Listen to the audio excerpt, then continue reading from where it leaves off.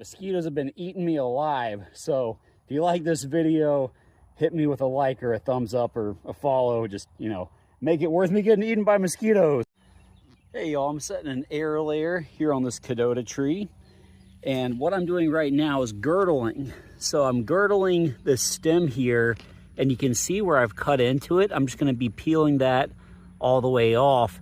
And so there's really two types of wood that play the vascular roles in a tree. You have xylem and phloem.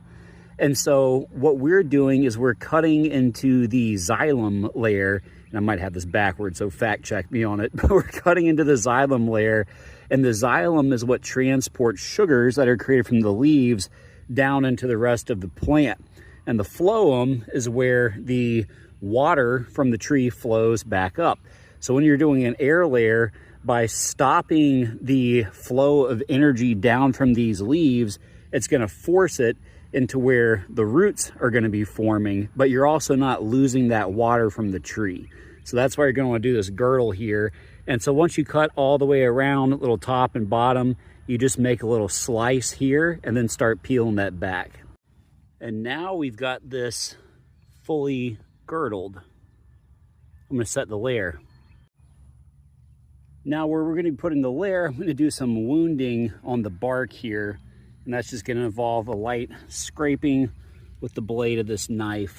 So I'll see if I can show you that here. Actually, that's terrible cinematography. So I'm gonna scrape this lightly to wound it and actually pop these leaves off, because there's going to be that's where the layer is going to go. All right, we've had this sphagnum moss that's been soaking in water for about an hour. Squeeze a little bit of the excess water out and attached it with a rubber band here. So next up, saran wrap's gonna go on top of this. All right, y'all, I got the saran wrap on, and I just took a couple zip ties to really secure it here. So next up, we've got tinfoil, or well, that's not tinfoil. Tinfoil's going on. And just to be safe, I went ahead and secured this aluminum foil / tin foil with a couple more zip ties.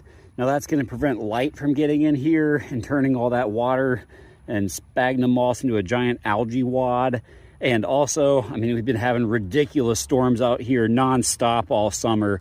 So this will help, prevent wind from getting under this and blowing it away. But yeah, in 4 to 6 weeks, there should be a little root system in there.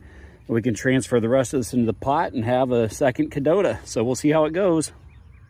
And I've been getting tore up by mosquitoes. So for the love of all that is good and great, drop me